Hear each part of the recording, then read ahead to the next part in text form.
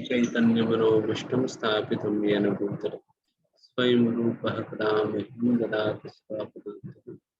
वन्देऽहं श्रीगुरुं श्रीयुतपतिं श्रीगुरुं वैष्णवं श्रीरूपं सागरजातं सहगण रघुनाथान्वितं तं सजीवं साद्वैतं सावधूतं परिजनसहितं कृष्णचैतन्यदेवं श्रीराधा कृष्णपादान् सहगण ललिता श्रीशाखान्वितं। हे कृष्ण करुणा सिंधु दीनबंधु जगत्पते गोपेश गोपिका कांत राधा नमोस्ते तप्त कांचन गौरांगी राधे वृंदावनेश्वरी वृषभानुस्ते देवी परमति वांछा कल्पतरुभ्यश्च कृपा सिन्धुभ्येव च पतितानां पावनेभ्यो वैष्णवेभ्यो। जय श्री कृष्ण चैतन्य प्रभु नित्यानंद श्री अद्वैत गदाधर श्रीवासुदेव हरे कृष्णा कृष्णा कृष्णा हरे हरे हरे राम राम राम हरे।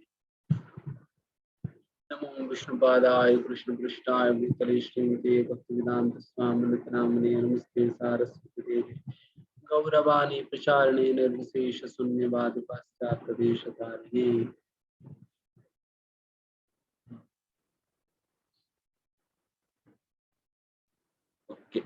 हरे कृष्णा, सभी को स्वागत है।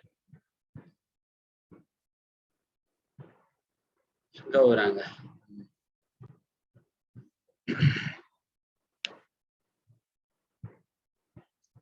काफी समय के बाद पुनः भगवद्गीता क्लास ले रहे हैं।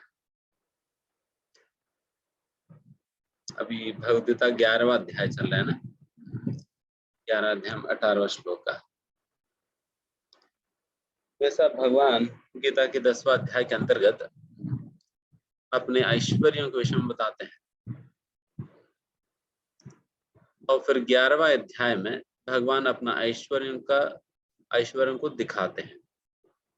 10वां में उन्होंने बताया और 11वां में दिखाया कि आज के समय पे सभी लोग देखना चाहते हैं। इसलिए अर्जुन आज के समय के लोगों की विचारों को ध्यान में रखते हुए अर्जुन ने भगवान से यही मांगा कि भगवान आप बोलने के साथ साथ आप दिखाओ भी, आप जिन जिन ऐश्वर्यों के विषय में आप कह रहे हो उन ऐश्वर्यों को दिखाओ। इस प्रकार से अर्जुन के आग्रह पर भगवान 11वां अध्याय के अंतर्गत अपना विश्व रूप की प्रदर्शन करेंगे, जिसके अंतर्गत जितने भी ऐश्वर्यों के विषय में भगवान ने 10वां अध्याय के अंतर्गत बताई हैं, उन सारे ऐश्वर्यों का दर्शन हम इस 11वां अध्याय के विश्व रूप के अंतर्गत हम देख सकेंगे।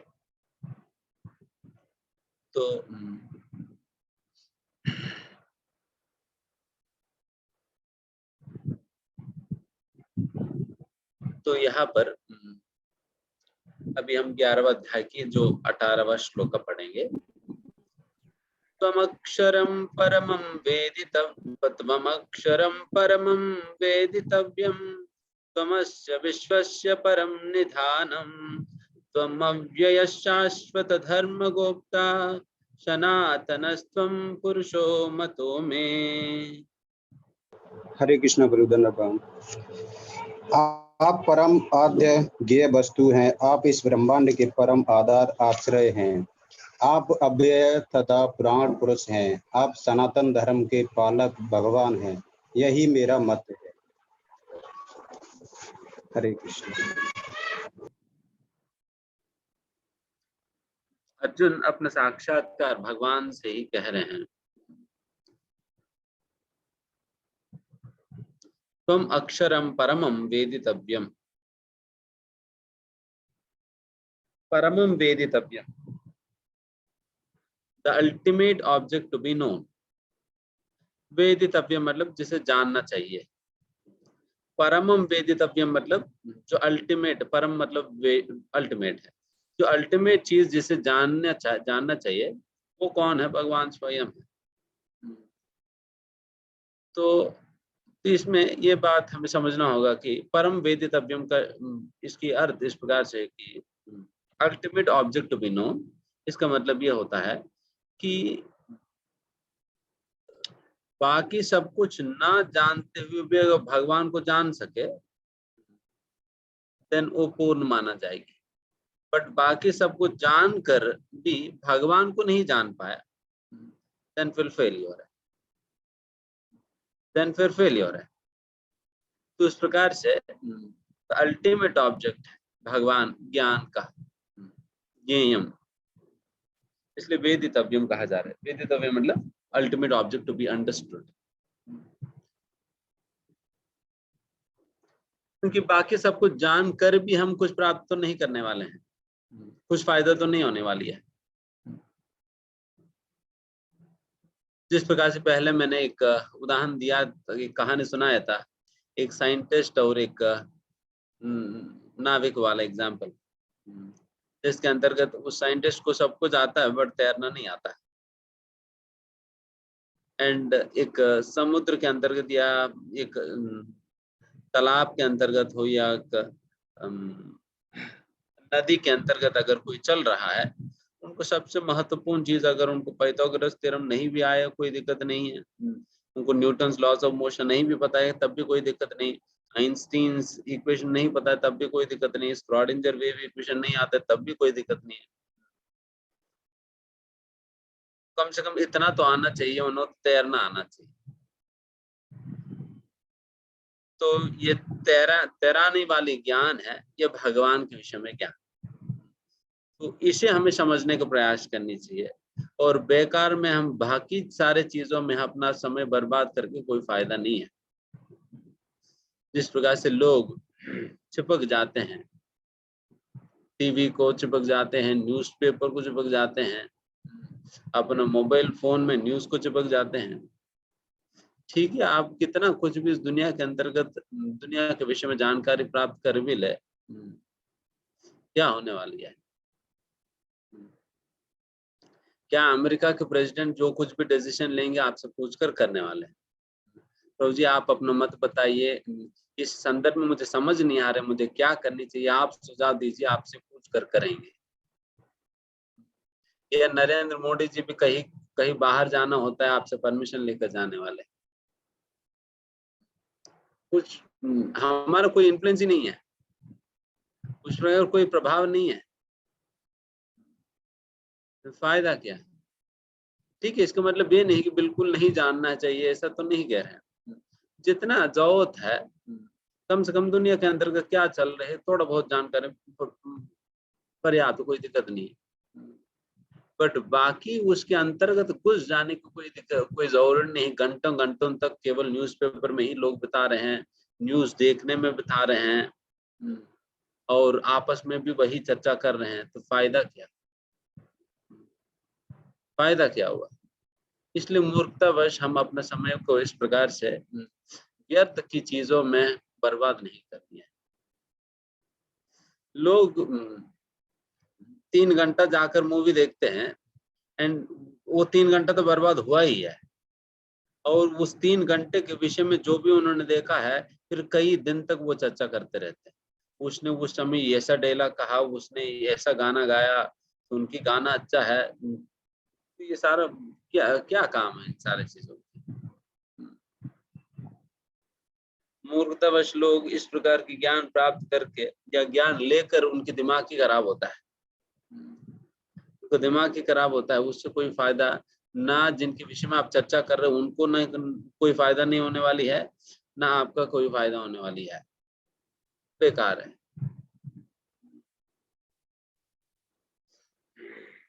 इसलिए भागवतम के अंदर एक स्थान पर इस प्रकार से कहते हैं, संति सहस्रशः, वहां पर कहते हैं कि हजारों की संख्या में विषय है लोगों को आपस में चर्चा करने की, लोगों को आपस में व्यर्थ की चर्चा करने के लिए हजारों विषय है, बट उन सारा विषयों के बारे में चर्चा करके व्यक्ति और फंस जाता है। तो बेहतर है हम भगवान के विषय में ज्ञान प्राप्त करें और भगवान के विषय में चर्चा करें। अन्य जरिए अपना मन को और विचलित करने की कोई जरूरत नहीं है। लोग अपना मन को लेकर बहुत परेशान रहते, प्रभु जी मेरा मन नियंत्रित नहीं होता है, कंसंट्रेशन नहीं बन पाता है। कंसंट्रेशन कैसे बन पाएगी? जब आपकी मन को जो भी इनपुट्स है इस प्रकार के ही चीजों से आप इनपुट दे रहे हैं, ऐसे ही चीजें आप इनपुट के रूप में देते जा रहे हैं, फिर आपकी मन कैसे नियंत्रित होगी? अगर अच्छा इनपुट देंगे तो अच्छा आउटपुट आएगी, खराब इनपुट देंगे तो खराब ही आउटपुट आएगी। इसलिए कहते हैं ना, गार्बेज इन गार्बेज आउट। कचरा डालेंगे अंदर, कचरा ही बाहर आएगी। अगर अच्छा चीज डालेंगे तो अच्छा चीज बाहर आएगी, गुड इन गुड आउट। तो इस प्रकार से ये गीगो प्रिंसिपल है, इसलिए याद रखना चाहिए। परमम वेदितव्यम एंड त्वम अस्य विश्वस्य परम निधानम। परम निधानम मतलब supreme resting place, ultimate resting place of all this universe. सारा ब्रह्मांड की आश्रय है भगवान, सारा ब्रह्मांड की आश्रय है, या सारा ब्रह्मांड के अंतर्गत जो कुछ भी चीजें ब्रह्मांड के सहित सब कुछ भगवान के ऊपर निर्भर है। इस प्रकार से भगवद गीता के अंतर्गत पहले भी आपको बताई गई है, मत्तः परतरम नान्यात् किंचित् अस्ति धनंजयासु मयि सर्वम इदं प्रोतम सूत्रे मणिगणा एव। जिस प्रकार से एक मोतियों की माला में सारा मोतिया, उस सारा मोतियों को जोड़कर रखने वाली है रस्सी, और सारा मोतिया किसके ऊपर निर्भर है? रस्सी के ऊपर निर्भर है। हालांकि रस्सी दिखता तो नहीं है, बट फिर भी रस्सी के ऊपर सारा मोतिया निर्भर है। तो उसी प्रकार से इससे सारा मोतियों का निधानम है ये रस्सी। उसी प्रकार से इस ब्रह्मांड के अंतर्गत चाहे जो कुछ भी चर अचर कोई भी जीव हो, इस ब्रह्मांड स्वयं भी क्यों न हो, वो सारा कुछ निर्भर है, या रेस्टिंग प्लेस क्या है? भगवान स्वयं। एंड ये लिटरली भी सही है। लिटरली भी भगवान को दामोदर कहा जाता है। दामोदर, धाम उदर, मतलब धाम मतलब इस पूरा सृष्टि को धाम कहा जाता है, उदर मतलब पेट है। इस पूरा सृष्टि को जिस व्यक्ति ने अपना पेट के अंतर्गत धारण कर रखा है उन्हें दामोदर कहा जाता है। और वैसा दामोदर तो सारा ब्रह्मांड को अपना पेट के अंतर्गत धारण कर रखा है, इसलिए यहाँ पर कहा जा रहा है परम निधानम, इज सुप्रीम रेस्टिंग प्लेस।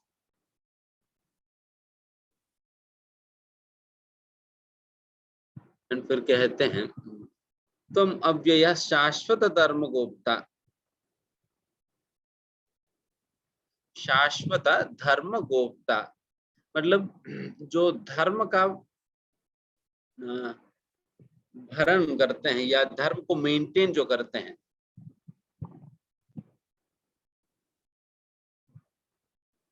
धर्म को मेंटेन करने वाला भगवान स्वयं ही होता है। इसलिए बारंबार जब भी धर्म नष्ट होता है उस धर्म की पुनर्स्थापना भी भगवान करते हैं। अगर धर्म सकारणीय है नष्ट, सकारणीय महता योगो नष्ट, कालांतर में जैसा धर्म नष्ट होता है उस धर्म को पुनर्स्थापित करके धर्म की उद्धारण जो है भगवान स्वयं करते हैं। एंड धर्म हमेशा रहे उसके लिए भगवान व्यवस्था बनाते हैं, शास्त्रों के माध्यम से, साधुओं के माध्यम से, और स्वयं आकर भी हमेशा इस धर्म की स्थापना करने के लिए भगवान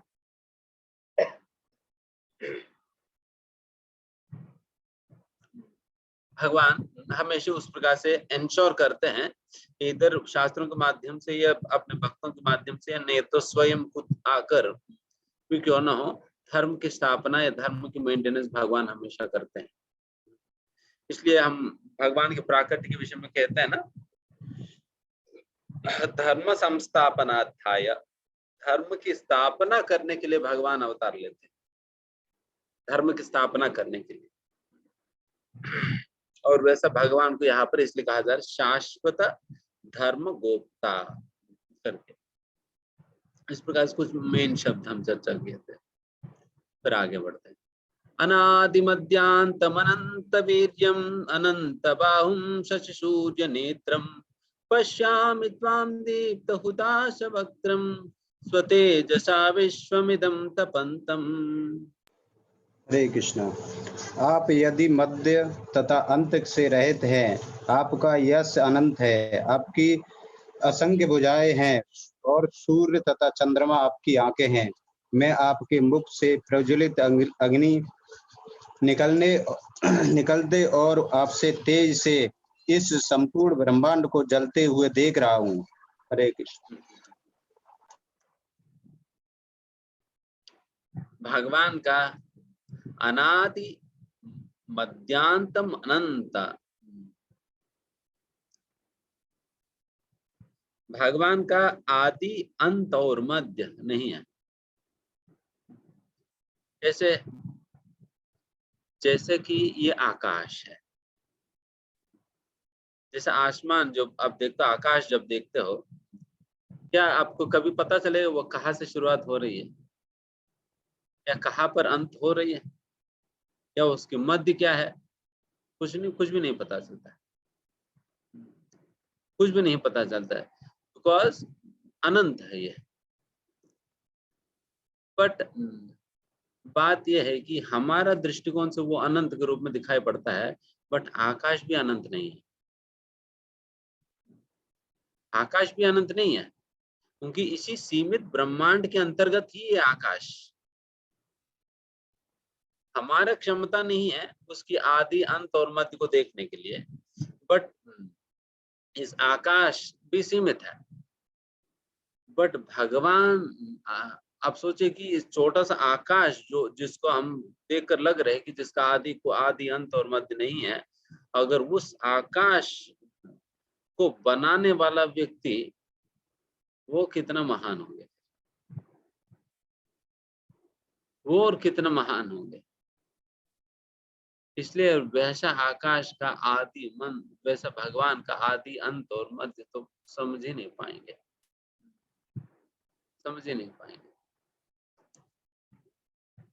अब सोचिए, जिस ब्रह्मांड का एक हिस्सा है ये आकाश, और वैसा ब्रह्मांड भगवान महाविष्णु के रोम छिद्रों से निकल रही है, स्वेट पोर, जहां से आपके शरीर से पसीना निकलता है ना, भगवान के शरीर से उस जिस छेदों से पसीना निकलता है, उसी छेद से ब्रह्मांड निकलता है।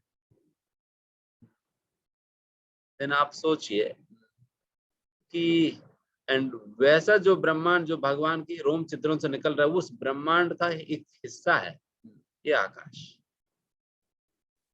देन भगवान और कितना महान और कितना व्याप्त होंगे। तो वैसा महाविष्णु है, और वैसा महाविष्णु भी कौन है?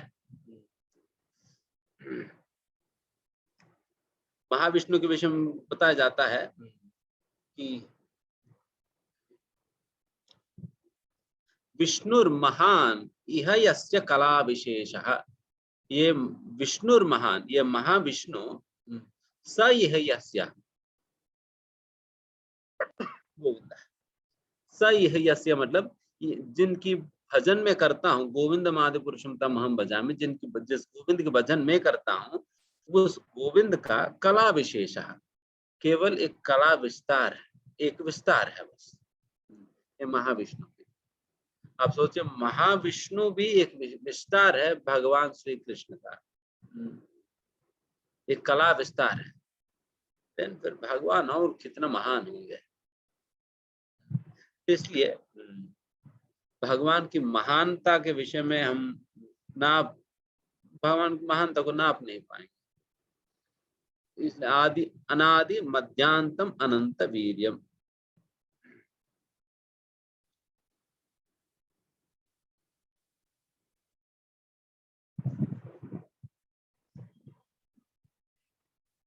अनंत बाहु, अनेक अनेक भुजाएं हैं उनकी। इस विश्व रूप के दर्शन जब अर्जुन कर रहे थे, उन्हें यही प्रतीत हो रहा था इस ब्रह्मांड के अंतर्गत जितने भी चर और अचर, चर मतलब चलने वाला, अचर मतलब जो नहीं चलते, तो इस प्रकार से जितने भी चलने वाला जीव इत्यादि भी है, वो सभी के सभी उसी विश्व रूप के अंतर्गत उन्हें दिखाई पड़ रहा था। इसका मतलब ये है कि जितने भी लोग इस दुनिया के अंतर्गत है, जितने भी देवताएं हैं, सभी के सभी भगवान के रूप के अंतर्गत दिखाई पड़ रहे हैं। एंड हम सभी लोगों को, हर एक व्यक्ति को दो दो भुजाएं तो है ही, एंड फिर सभी के सभी भगवान के रूप में दिखाई पड़ेंगे तो फिर सभी लोगों की भुजाएं मिलकर कितने हो जाएंगे। इसलिए कहा जा रहा अनंत बाहु और शशि सूर्य नेत्रम। भगवान के नेत्र कैसे हैं? भगवान के नेत्र, चंद्रमा और सूर्य भगवान के दो नेत्र बन जाते, दो नेत्र बन जाते हैं। तो उस प्रकार से यहाँ पर विश्व रूप के वर्णन किया जा रहा है। देखिए, हम पहले भी, अच्छा, विश्व रूप के विषय में शायद किसने भी पहले चर्चा किया होगा। विश्व रूप बेसिकली ये है कि इस पूरा ब्रह्मांड के अंतर्गत जो कुछ भी जीव हो, कोई भी पदार्थ हो, वस्तु हो, कुछ भी हो, वो सारा कुछ अगर इकट्ठा लेकर आया जाए, देन वो सारा चीजों की मिलित स्वरूप जिस प्रकार से दिखाई पड़ता है, एंड वही विश्व रूप है। इसका मतलब विश्व रूप के अंतर्गत आप जिस मोबाइल से देख रहे हैं, वो मोबाइल भी विश्व रूप के अंतर्गत एक भाग है। जिस लैपटॉप से मैं प्रवचन दे रहा हूँ, वो भी भाग है विश्व रूप में। तो ये आपके लैप में, आपके मोबाइल, मेरी लैपटॉप, आप, मैं, सभी लोग दिख जाएंगे। सब कुछ इस विश्व रूप के अंतर्गत, ऐसा कुछ होता नहीं है जो नहीं है। इस ब्रह्मांड के अंतर्गत जो कुछ भी है वो इस विश्व रूप के अंतर्गत दिखाई देगा, मतलब विश्व रूप के अंतर्गत समा गई है बेसिकली। तो इस प्रकार की विश्व रूप है।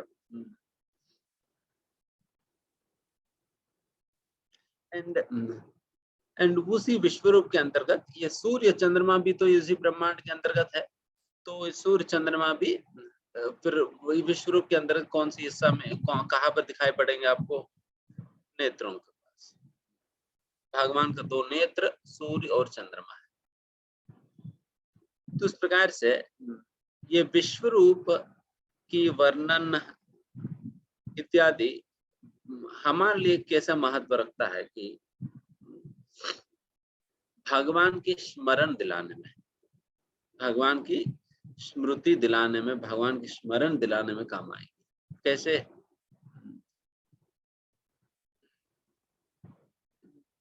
जैसे कि अभी जब भी आप सूर्य को या चंद्रमा को देखेंगे, तुरंत आपके मन में क्या आना चाहिए? यही बात स्मरण आना चाहिए, अच्छा ये सूर्य तो भगवान के नेत्र है, ये चंद्रमा कौन है? भगवान के नेत्र है। इस प्रकार की स्मरण आनी चाहिए। उस प्रकार की स्मरण दिलाने में सहायक बनता है। या हर चीज भगवान से कैसे कनेक्टेड है, इसको एप्रिशिएट करने में हमें ये विश्व रूप काम आती है। How everything in this universe is connected with the Lord. कैसे सृष्टि के अंदर हर चीज भगवान से कनेक्टेड है, इसे समझने में, इसको एप्रिशिएट करने में हमें मदद करेगी।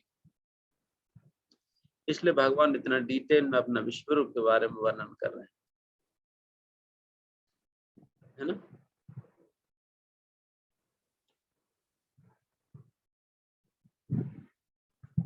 एंड भगवान के मुंह से क्या निकल रहे हैं? भगवान के मुंह से आग निकल रही है, एंड उस आग में पूरा ब्रह्मांड जल भी रहा है।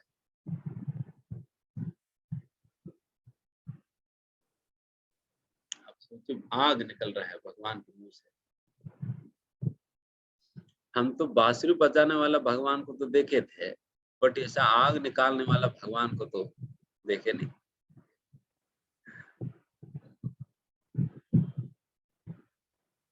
तो बांसुरी वाला भगवान तो अच्छा लगता है ना, बांसुरी बजाने वाला भगवान डेफिनेटली। इसलिए ही अर्जुन, हालांकि यहाँ पर भगवान के विश्व रूप का दर्शन तो कर रहे थे, अंतिम में अर्जुन खुद ही भगवान से पूछते हैं। अर्जुन ने ही तो मांगा भगवान से ना कि आप अपना विश्व रूप दिखाइए करके। एंड वही अर्जुन आगे जाकर भगवान से निवेदन करेंगे, भगवान अभी बंद कर दो, मैं देख नहीं पा रहा हूँ, मुझे पुनः आपकी जो परम मधुर विभुज रूप के दर्शन कराइएगा। उस सुंदर रूप के दर्शन हम करना चाहते हैं, वही रूप के दर्शन कराइएगा। इस प्रकार से अर्जुन मांगते हैं। इसलिए भक्त भगवान के इस विश्व रूप से आसक्त नहीं होते हैं, या भगवान से कभी ये भी नहीं चाहते कि भगवान को विश्व रूप देखें। बट फिर भी यहाँ पर अर्जुन पूछने का एकमात्र मूल कारण यही है, कलयुग की जीवों के लिए, क्योंकि कलयुग के लोग आगे जाकर पूछेंगे कि भगवान अपना ऐश्वर्य को विषय में कहा तो है, बट कैसे हम मान सकते हैं। इसलिए भगवान ने दिखा भी दिया। एंड भगवान को भगवान से दिखाने के लिए, दिखाने में भगवान को मजबूर करने के लिए अर्जुन ने भगवान से इस प्रकार से मांगा कि भगवान आप अपना विश्व रूप की प्रदर्शन करिए करके। तो इस प्रकार से यह है।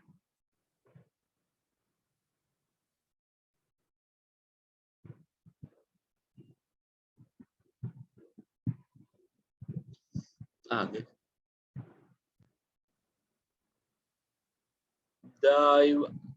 दैवा पृथिव्योरिदम् अन्तरं हि व्याप्तं त्वयेकेन दिशश्च सर्वा दृष्ट्वाद्भुतं रूपमुग्रं तवेदं लोकत्रयं प्रव्यतितं महात्मन्। हरे कृष्ण। यद्यपि आप एक हैं, किंतु आप आकाश तथा सारे लोकों एवं उनके बीच के समस्त अवकाश में व्याप्त हैं। हे महापुरुष, आपके इस अद्भुत तथा भयानक रूप को देखकर सारे लोग भयभीत हैं। हरे कृष्ण। आप देखिए, विश्व रूप को देखकर डर जा रहे हैं। अर्जुन ही नहीं, बल्कि इस विश्व रूप के दर्शन अलग अलग लोकों से बाकी देवताएं भी देख रहे हैं। जिस प्रकार से अगर मूवी हॉल में जाएंगे तो कोई नॉर्मल सीट में बैठता, कोई बालकनी में बैठकर देखता है। तो बालकनी में कौन होते हैं? देवताएं। देवताएं सभी अपने बालकनी में कौन सी वहां से देख रहे हैं भगवान को। एंड वो लोग भी वहीं पर खड़े खड़े कांप रहे थे भगवान के ऐसा भयंकर रूप को देखकर, है ना। देखिए, मतलब अगर इस अध्याय के अंतर्गत जो भगवान के विश्व रूप की वर्णन जो संक्षिप्त में जो की गई है, उस वर्णन को सुनकर ही हमें भय लगेगा।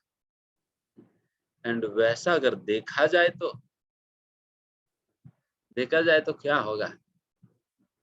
यहाँ पर देवी देवताएं खुद भी वो डर जा रहे थे, कांप रहे थे, भगवान को देखकर भयभीत हो गए थे।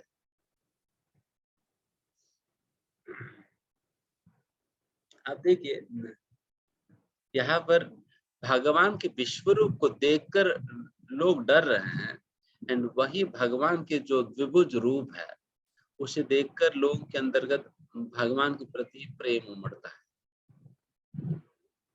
तो ये फर्क है भगवान के द्विभुज रूप में और भगवान के विश्व रूप में।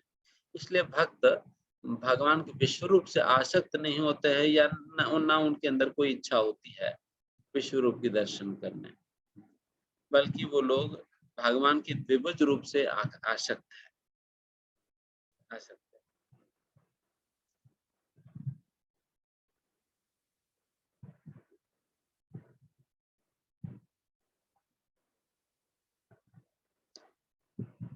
अमीहि त्वां सुरगसंगा विशन्ति केचित् पीता प्राञ्जलयो गृह्णन्ति स्वस्तिति उक्त्वा महर्षि सिद्धसंगा स्तुन्वन्ति त्वां स्तुतिभिः पुष्कलाभिः।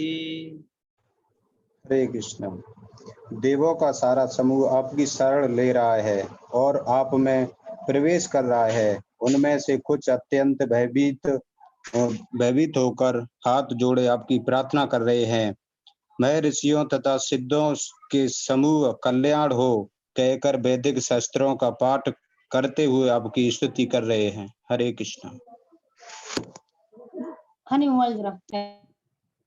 सारा देवी देवताएं, ऋषि मुनि, क्योंकि अलग अलग लोकों में सभी लोग रहते हैं, जैसा तपोलोक में सारे ऋषि मुनि वगैरह रहते हैं, तो इस प्रकार से ये विभिन्न तो सात स्वर्गीय लोक होते हैं। इन 7 स्वर्गीय लोकों में अलग अलग प्रकार का जीव रहते हैं। एंड ये सभी जब भगवान के दर्शन कर रहे थे, सभी लोग एक अलग अनुभव प्राप्त कर रहे थे। एंड इसी दौरान यहाँ पर कहा जा रहा है सारे देवी देवताएं भगवान को डर के भगवान को समर्पित कर रहे हैं। एंड वो सभी स्तुतियां गा रहे थे, एंड ये सारा ऋषि मुनि वगैरह भी स्तुतियां गा रहे थे, देवी देवताएं भी स्तुतियां गा रहे थे। एंड सभी लोग भगवान से प्रार्थना कर रहे थे, शांति शांति शांति करके।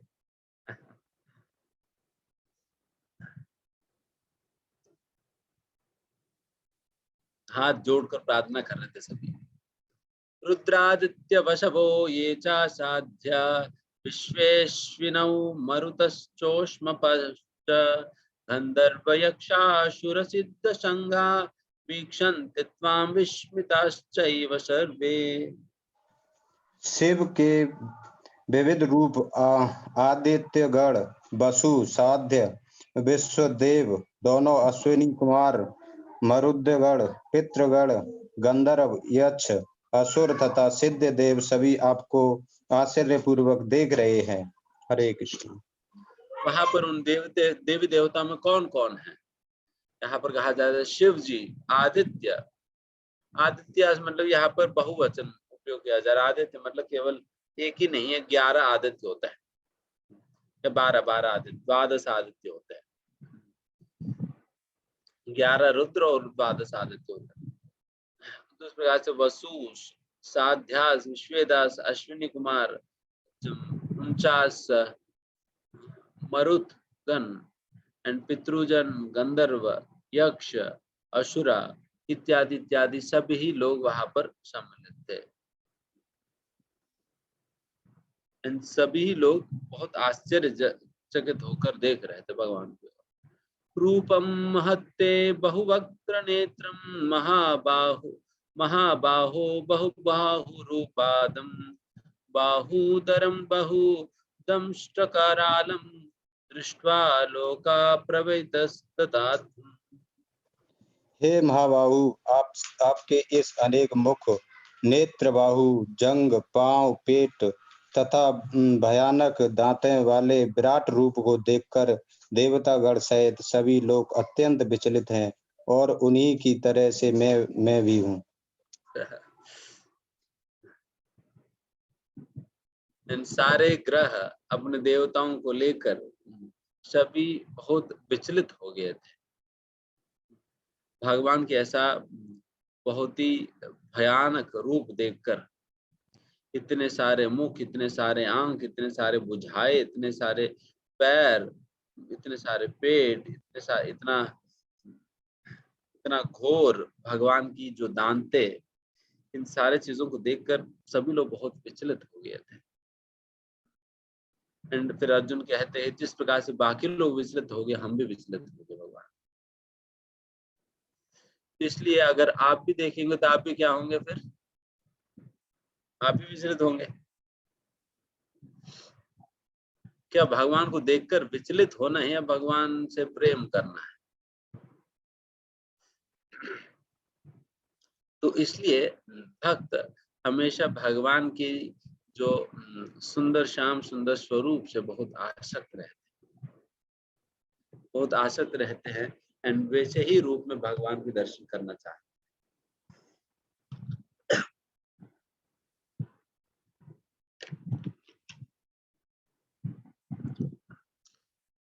क्योंकि उस रूप में, श्याम सुंदर के रूप में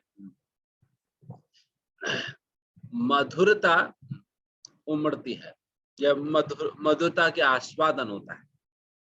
इस प्रकार से भय नहीं लगता है, बल्कि सारा भय से हम निवृत्त हो जाते हैं, भय से भय सारा खत्म हो जाता है।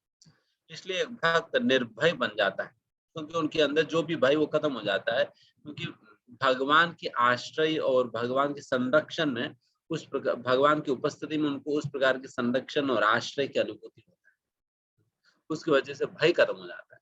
और यहाँ पर तो भय की अनुभूति हो रहा है, तो ये अंतर होता है दोनों। नभस्पृशं दीप्तमनेकवर्णं व्यात्तानं दीप्तविशालनेत्रं दृष्ट्वा हि त्वां प्रव्यथिता नरात्मा धृतिं न विन्दामि समं च विष्णु। हरे कृष्णा। हे सर्वव्यापी विष्णु, नाना ज्योतिर्मय रंगों से युक्त आपको आकाश का स्पर्श करते हुए मुख फैलाए तथा बड़ी बड़ी चमकती आंखें निकाले देखकर भय से मेरा मन विचलित है। मैं न तो धैर्य धारण कर पा रहा हूँ, न मानसिक रूप से संतुलन ही पा रहा हूँ। देखिए, मतलब यहाँ पर जो वर्णन है, देखिए ये शब्दों से वर्णन करने वाली कोई चीज तो है नहीं।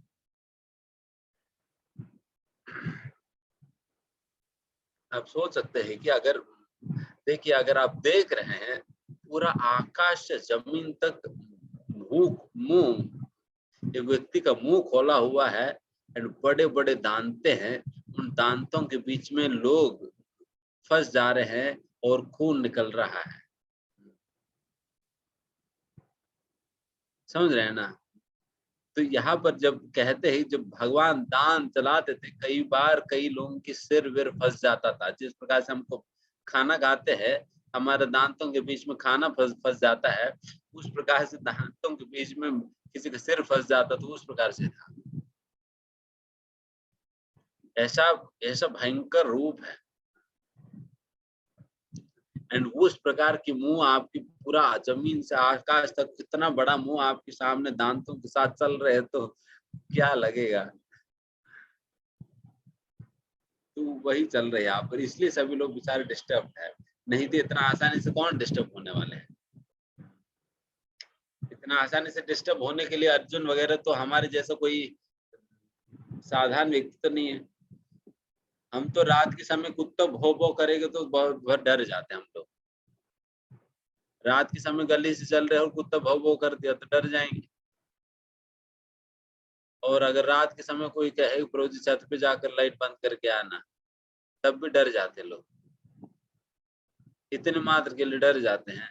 लेकिन यहाँ पर तो देखो अर्जुन कैसे व्यक्ति, आप सोचिए कि जो हर दिन, मतलब क्षत्रिय है, उनको तो किसी का सिर काटना और खून देखना इत्यादि तो उनको रोज की काम है, और कितने लोगों को वो अपने हाथों से मार दिया, कितने लोगों को अपने हाथों से मार दिया। उनको खून देखना, किसी का सिर काटना तो ये तो साधारण सी बात हो, तो चलता ही रहता उनके। तो वैसा अर्जुन खुद भी डर जा रहे हैं यहाँ पर, वैसा अर्जुन भी डर जा रहे हैं यहाँ पर, ऐसा क्षत्रिय भी डर जा रहे हैं भगवान के स्वरूप को देखकर। हमें भगवान अगर ऐसा दर्शन देंगे ना, बस एक सेकंड के लिए दर्शन हो पाएगी, क्योंकि अगले क्षण के लिए हम जिंदा नहीं रहेंगे, हार्ट अटैक आकर मर जाएंगे। तो ऐसा भयंकर रूप है।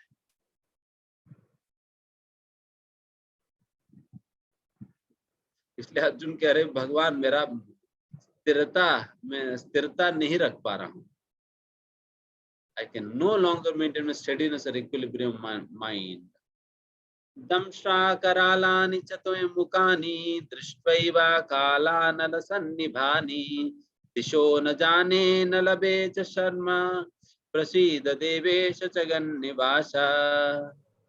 हरे कृष्णा। हे देवेश, हे जगन्निवास, आप मुझ पर प्रसन्न हो। मैं इस प्रकार से आपके प्रयागिन स्वरूप मुखों को तथा विकराल दांतों को देखकर अपना संतुलन नहीं रख पा रहा। मैं सब ओर से मोहग्रस्त हो रहा हूँ। हरे कृष्ण। अर्जुन की स्थिति को आप समझ पा रहे होंगे। अर्जुन को इस दुनिया के अंतर्गत अभी के समय पर कुछ भी नहीं दिखाई पड़ रहा था। जहां जहां पर भी वो अपना आंखों से देख रहे थे, उन्हें इसी विश्व रूप का, इसी भयंकर रूप में दर्शन में जो उन्हें मिल रहा था, क्योंकि चारों ओर भगवान की हजारों की लाखों की संख्या में मुंह है, लाखों करोड़ों की संख्या में भगवान की भुजाएं हैं। एंड इस प्रकार से यही दृश्य उन्हें चारों ओर, कहीं मतलब पीछे मुड़कर देख के वही दिखाई पड़ रहा था, ऊपर की ओर देखने पे वही दिखाई दे रहा था, नीचे की ओर देखने पे वही दिखाई दे रहे हैं, साइड पे किसी भी तरह देखो फिर उन्हें वही दिखाई पड़ रहा है। उस प्रकार की अवस्था है यहाँ पर अर्जुन की, उस प्रकार की अवस्था है यहाँ पर अर्जुन की। इसलिए अर्जुन बहुत विचलित हो जा रहे हैं। इसलिए कह रहे इन ऑल डायरेक्शन, हर दिशा में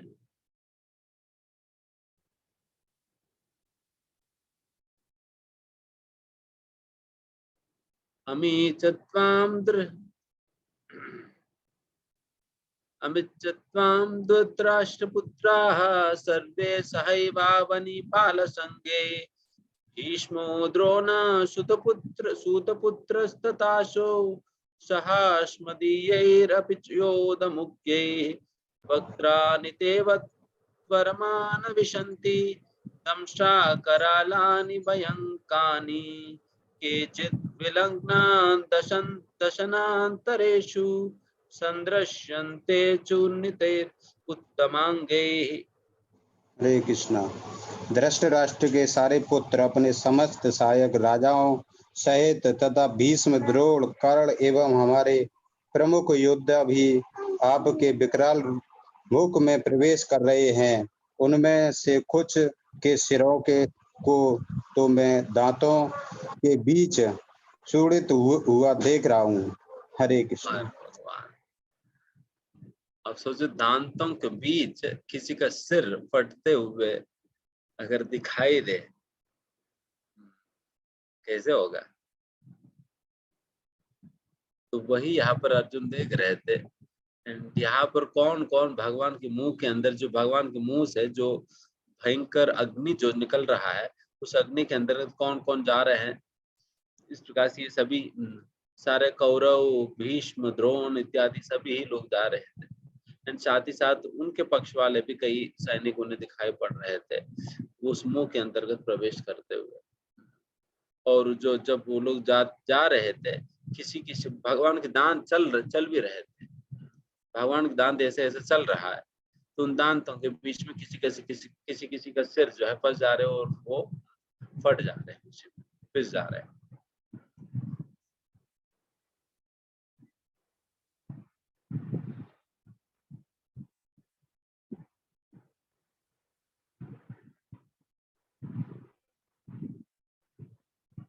यथा नदीनां बहवोऽम्बुवेगा समुद्रमेवाभिमुखा द्रवन्ति तथा तवामि नरलोकवीरा विशन्ति वक्त्राणि अभिविज्वलन्ति। हरे कृष्णा। जिस प्रकार नदियों की अनेक तरंगें समुद्र में प्रवेश करती हैं, उसी प्रकार ये समस्त महान योद्धा भी आपके प्रज्वलित मुखों में प्रवेश कर रहे हैं। जिस प्रकार से सारा नदी आप समुद्र के अंदर प्रवेश करती है, उसी प्रकार से सारे योद्धाएं भगवान के मुंह के अंतर्गत प्रवेश कर रहे हैं।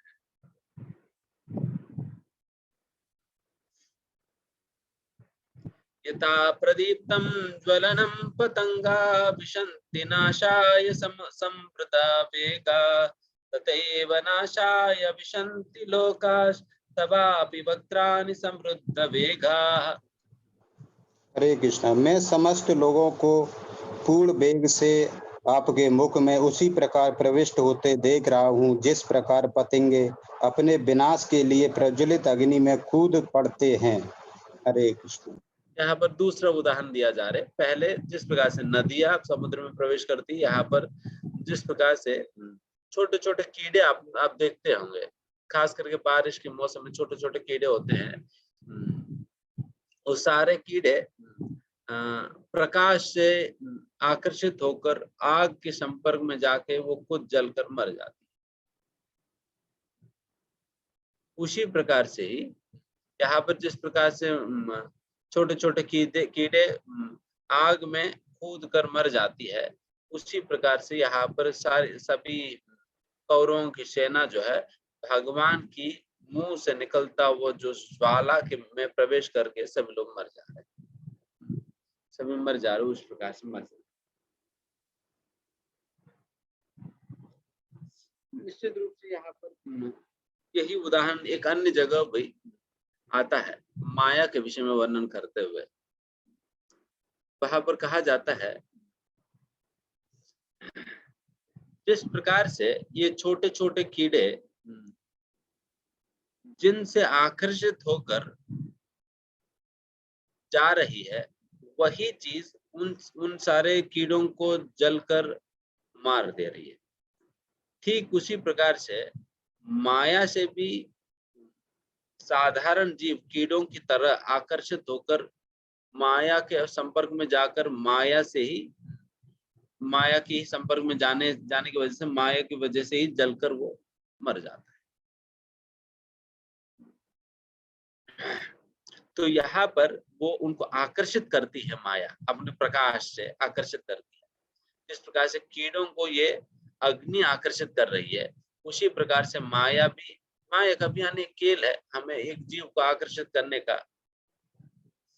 एंड फिर माया भी आकर्षित करती है, एंड फिर उस आकर्षण की वजह से हम माया की ओर आगे बढ़ेंगे, देन फिर समझ लेना कि मरने वाला है। और माया का अनेक अनेक विधान है हमें आकर्षित करने का। लोगों को लगता है कि उसमें कुछ रखा हुआ है, इसलिए फिर जाता है व्यक्ति, बट जिससे वो आकर्षित हो रहे, वही चीज उनको जलकर राख बना देगी। इसलिए माया अपने आप को विभिन्न रूपों में दिखाती है हमें आकर्षित करने के लिए अपनी ओर। एंड आपकी जो वीक पॉइंट है, वो वीक पॉइंट बहुत अच्छा तरीके से माया जानती है, इसलिए उस वीक पॉइंट को लेकर हमें आकर्षित करेगी। उसी वीक पॉइंट को लेकर हमें चारा डाल के आकर्षित करेगी, फिर उस चारे के चक्कर में हम जाकर फंस जाते। जिस प्रकार से एक चूहे को पकड़ने के लिए चूहे की जो केज होता है, चूहे की दाना जो होता है, उसके अंतर्गत एक छोटा सा खाने की टुकड़ा टांग दिया जाता है, एंड उस खाने के टुकड़े को लेने के चक्कर में चूहा उसके अंदर जाती है, वो खाना खाते हुए वह उसी में ही फंस जाती है। उसी प्रकार से माया भी अनेक प्रकार के प्रलोभन के रूप में हमें आकर्षित करने का प्रयास करती है। उन प्रलोभन के चक्कर में जाएं, देन फिर फंस जाएंगे हम। तो समझ लेना चाहिए कि ये सारा कुछ माया का खेल है मुझे फंसाने की। माया के खेल है फंसाने के लिए। देखिए, इसलिए एक शुद्ध भक्त ये बात जानते हुए क्या करता, न तेषु रमते बुधाः। रमते बुधाः मतलब बहुत बुद्धिमान व्यक्ति इसलिए इन सारा चीजों के चक्कर में नहीं पड़ता। न तेषु रमते बुधाः, इसलिए बुद्धिमान व्यक्ति इस प्रकार की चीजों के चक्कर में नहीं पड़ता, बिकॉज उन्हें पता है कि मुझे फंसाने का ही इंतजाम है, मुझे फंसाने का इंतजाम है। इसलिए हमें हमेशा इस बात को ध्यान रखनी चाहिए कि माया जानती है हमें कैसे फंसाए जाए, एंड हमें फंसाने के लिए अनेक प्रकार की प्रलोभन हमारे सामने लेकर आती है। देखिए, इसका मतलब ये नहीं है कि शुद्ध भक्तों को रसमलाई कड़वा नहीं लगने वाली है। शुद्ध भक्तों को भी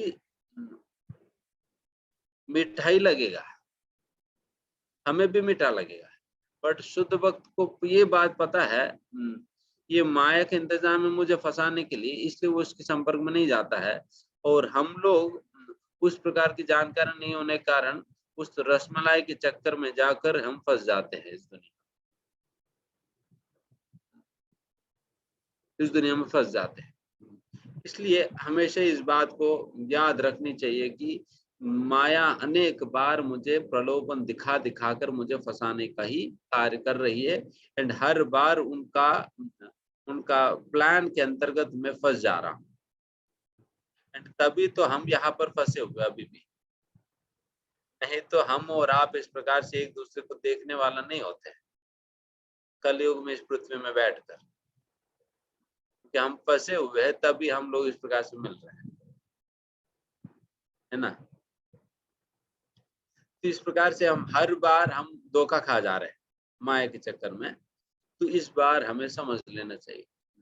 जैसे भागवतम में इसी संदर्भ में अनेक उदाहरण दिया जाता है, जिस प्रकार से एक आग की प्रकाश, अग्नि की प्रकाश जो है इन कीड़ों को आकर्षित करती है, उसी प्रकार से एक हिरण को कैसे पकड़ा जाता जानते हैं?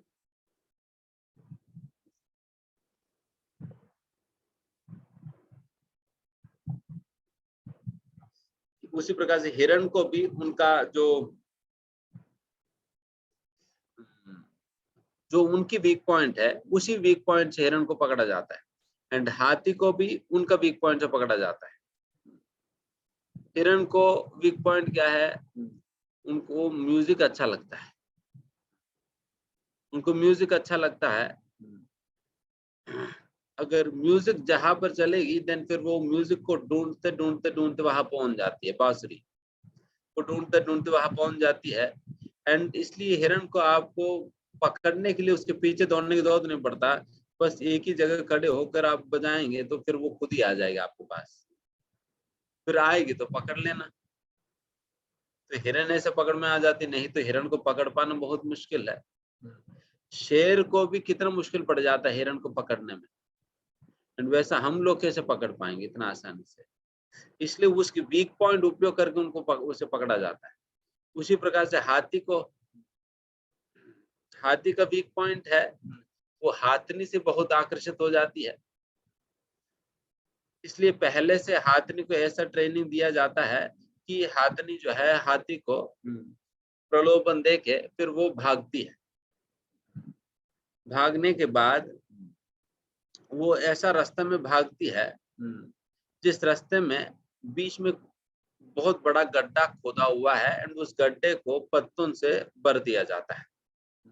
एंड ये हाथनी को पहले से पता है कि वहां पर गड्ढा है, इसलिए उस गड्ढे में गिरे बिना मुझे बचकर चलना है, तो बचकर चले जाती है। बट ये जो पीछे जो बड़ा हाथी आ रही है, उन्हें तो पता नहीं वहां पर गड्ढा है, उस ना पता होने के कारण उसके ऊपर चलती है, दिन गड्ढे में गिर जाता है। गड्ढे में गिर जाता है, फिर उस गड्ढे में कई दिन तक उनको भूखे रखा जाता है, ताकि वो हाथी जो है बिल्कुल कमजोर हो जाए। फिर उसके बाद जब हाथी को बिल्कुल कमजोर पड़ जाती है, देन उस हाथी को आराम से लोग निकाल कर ले जाते हैं।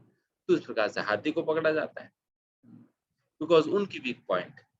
जिस प्रकार से लोग इन जानवरों की वीक पॉइंट समझते हुए उसी वीक पॉइंट का प्रयोग करके जानवरों को पकड़ रहे हैं, माया भी वैसे ही शिकार में है। हमारी वीक पॉइंट माया को पता है, खाने का वीक पॉइंट है या कुछ और वीक पॉइंट है, वो वीक पॉइंट को पकड़कर माया हमें चारा डालती है, बेटा देखो हम देखेंगे फंस जाएंगे। तो इसलिए यहाँ पर समझ लेना चाहिए कि इस प्रकार की प्रलोभन जो है ये माया का खेल है। माया केवल मुझे फंसाने के लिए इस प्रकार की प्रलोभन मुझे दिखा रही है, इसलिए मुझे उस प्रलोभन के चक्कर में नहीं पड़ना है, और अपने आप को बचाते हुए भगवान की भक्ति करके यहाँ से निकल जाना है। ये बात समझते हुए एक व्यक्ति को उस प्रकार से कार्य करना चाहिए।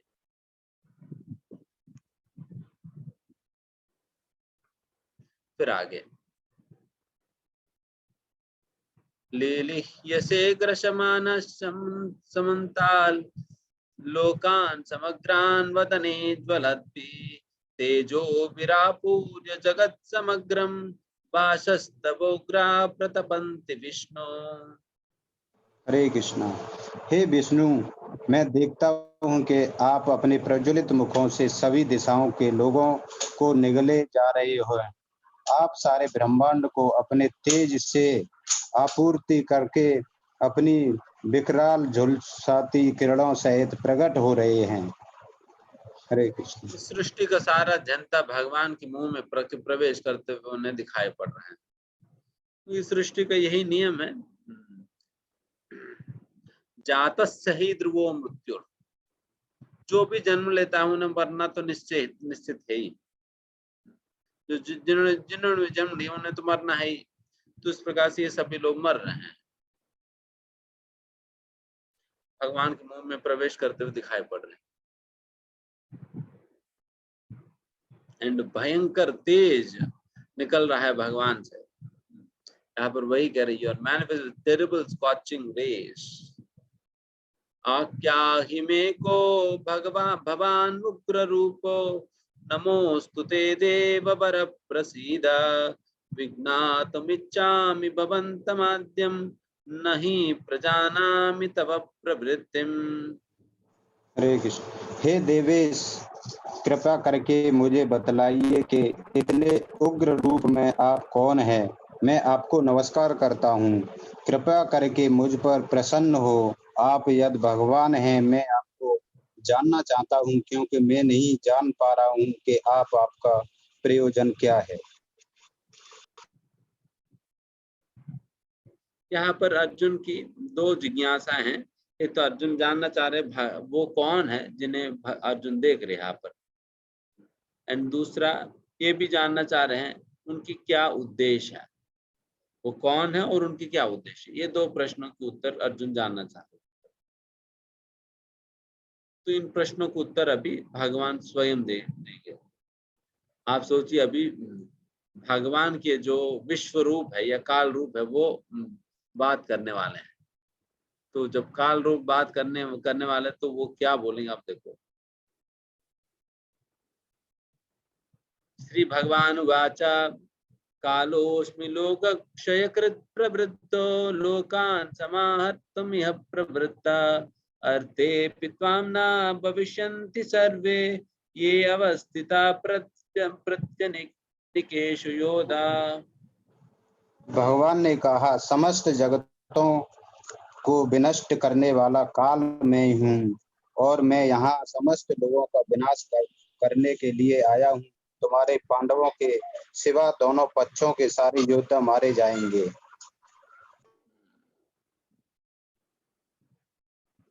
भगवान कह रहे कालोऽस्मि,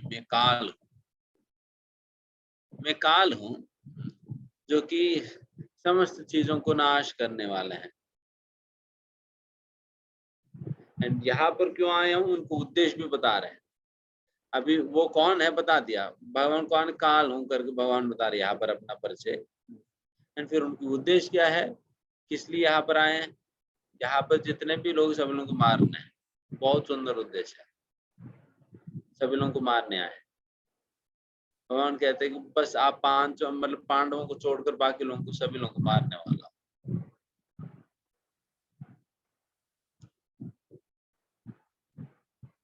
इस प्रकार से समय के रूप में इस सारा ब्रह्मांड और सभी ही लोगों का नाश भगवान करते हैं। कि समय एक ऐसा प्रभावशाली चीज है, कोई भी चीज उस समय के सामने टिक नहीं पाता। सभी के सभी समय का ही अंतर्गत होकर कार्य करना होता है, एंड सभी के सभी समय के हाथों में हार नहीं होता है। समय के हाथ में हार नहीं होता है, क्योंकि आज तक कोई भी समय से लड़कर जीत नहीं पाया। बहुत से लोग इस दुनिया के अंतर्गत प्रयास किए थे, हिरण्यकशिपु भी प्रयास किए थे, वो समय के ऊपर जीत प्राप्त करके वो शाश्वत हो जाने के लिए, बट वो भी सफल नहीं हो पाया। अल्टीमेटली उन्हें भी मरना पड़ा। उसी प्रकार से रावण भी चाहा, उसी प्रकार से अनेक अनेक बड़े बड़े असुर लोग चाहें कि वो लोग भगवान के ऊपर या काल के ऊपर जीत प्राप्त करके वो हमेशा के लिए रह जाए, बट ये संभव ही नहीं हो पाया। सभी के सभी काल के प्रभाव के कारण मरना ही पड़ता है, या सभी के सभी सारे चीजों का नष्ट होना ही है काल के प्रभाव के कारण। अब देखिए छोटा सा एप्पल भी क्यों ना हो, अगर एक टेबल पे रख के आप 4-5 दिन छोड़ देंगे तो क्या होगा? सड़ने लग जाएगी। 1 हफ्ते छोड़ देंगे तो और सड़ जाएगी, 10 दिन तक रखेंगे तो और सड़ जाएगी, उसके बाद सड़ जाएगी, वो नष्ट हो जाता है एप्पल। उसी प्रकार से इस दुनिया के अंदर कोई भी चीज क्यों ना हो, सब कुछ विनष्ट होने वाली है। चाहे हमारा शरीर भी क्यों ना हो, कालांतर में हमारा शरीर भी तो नष्ट होने वाली है ना, ये भी हमेशा के लिए तो रहने वाला नहीं है, कालांतर में ये भी नष्ट हो जाएगी। तो इस प्रकार से ये समय के प्रभाव से सब कुछ खत्म हो जाने वाला है। जब सब कुछ ही खत्म हो जाएगी, जो खत्म होने वाला चीजों से आसक्त होकर क्या फायदा, जो वैसे भी खत्म होने वाली है उन चीजों से आसक्त होकर क्या फायदा, क्योंकि आपके हाथ में रहने वाला नहीं, वो तो छूटने वाला ही है। चाहे हमारा शरीर हो, चाहे हमारे रिश्तेदार हो, चाहे हमारा घर परिवार, जो कुछ भी क्यों ना हो, सब कुछ खत्म हो जाएगी समय के प्रभाव से। इतने बड़े बड़े लोग बहुत कुछ इंतजाम किया काल के प्रभाव से अपने आप को बचाने के लिए, बट आज तक भी कोई बचा नहीं है, आज तक भी कोई बचा नहीं है। जब तक उनके पास समय है तब तक खेलेगा, जैसा उनके समय समाप्त होने आता है उसके बाद एक क्षण को बढ़ाने का भी क्षमता किसी के पास नहीं है, एक क्षण बढ़ाने की क्षमता नहीं है। काल के ऊपर जीत प्राप्त करने का तो दूर की बात है, एक क्षण भी नहीं बढ़ा सकेंगे। उस प्रकार से निस्सहाय है सभी के सभी काल के हाथों, काल के हाथों में सभी के सभी उस प्रकार से बिल्कुल निस्सहाय अवस्था में पड़े हैं।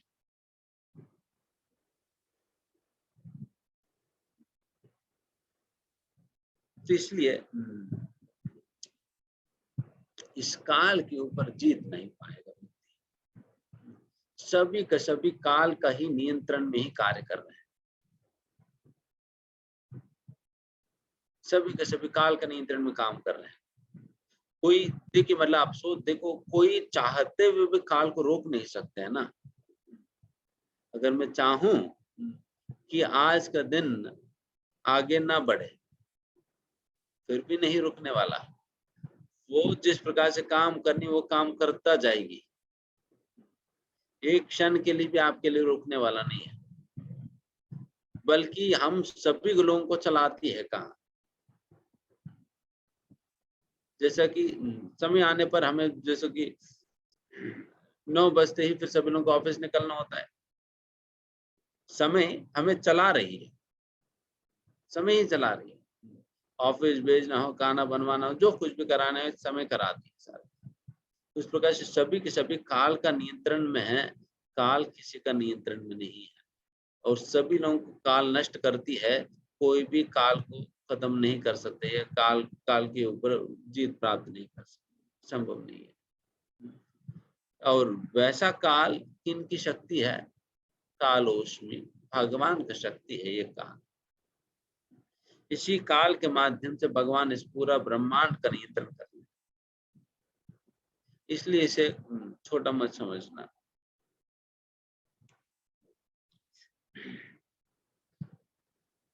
इसलिए ये काल है जिसको हम रोक नहीं सकते हैं, बल्कि अगर ये काल हमें ही खत्म कर देगी। एंड वैसा काल की जो मालिक है उनके साथ दोस्ती करो। जैसे कि आप किसी घर में जाते हो, देन फिर वहां पर कुत्ता रखा हुआ है, एंड आपको देखते ही कुत्ता भौ भौ भौ करके आपको भगा दे रही है, देन आप क्या करोगे? तुरंत आप अपने फ्रेंड को कॉल करोगे जो उस घर के मालिक है, अरे तुम्हारे टॉमी मुझे अंदर आने नहीं दे रहे। देन फिर वो क्या करेगा? तुरंत कहेगा, अरे टॉमी इधर आओ। देन तुरंत इतना भौ भौ भौ भौ करने वाला कुत्ता क्या करेगी?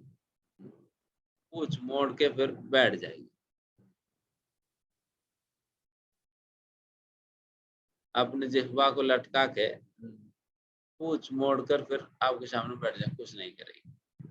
उसी प्रकार से माया भी, हालांकि माया हमें भव भव भव करके भगा देती है, बट जैसा भगवान के आश्रय लेंगे, भगवान के संपर्क बना लेंगे, कैसे भगवान का पुकारेंगे, हरे कृष्णा कृष्णा कृष्णा हरे हरे, हरे राम राम राम हरे हरे। ये भगवान के मोबाइल नंबर है। जब भी दिक्कत है मोबाइल डायल कर देना, तो भगवान उठाएंगे एंड फिर आपकी बात हो जाएगी। तुरंत टॉमी हो, कोई भी क्यों न हो, कंट्रोल में आ जाएंगे। तो इतना बड़ा माया वो बिल्कुल पूछ मोड़ कर बैठ जाएगी जैसा आप भगवान के आश्रय लेंगे। बस भगवान का ही कुत्ता है। ये कहा जाता है सृष्टि स्थिति प्रलय साधन शक्ति रेख चाये वैश्च भुवनानि विवर्त दुर्गा इच्छानुरूपम अपि अस्य च चेष्टते गोविंदमादि पुरुषम तमहं भजामि। इच्छानुरूपम, भगवान की इच्छा के अनुरूप ही कार्य करती है। एंड उनकी पहचान क्या है? चाये वैश्य, भगवान की छाया मात्र है। जिस प्रकार से छाया आपके अनुसार चलता है, बिकॉज जहां जहां पर भी आप चलते हो उसी के ही अनुसार छाया भी चलता है, बिल्कुल पीछा नहीं छोड़ते हैं। उसी प्रकार से माया भी भगवान का छाया है, भगवान का छाया है। भगवान जैसा नचाते हैं, भगवान जैसा चाहते उस प्रकार से नाचती है। इसलिए आप सीधा कुत्ते के साथ डील करने का प्रयास करेंगे, आपके पास कुत्ते का बिस्किट खत्म हो जाएगी, बट कुत्ते कंट्रोल में नहीं आने वाले।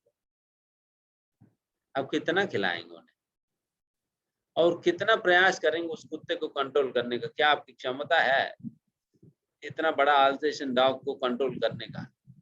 एक बार काटेगी तो फिर जीवन भर याद रखेंगे। एक बार जिनको कुत्ता काट देती है ना, वो कुत्ते का नाम सुनकर ही बच्चा डर जाता है,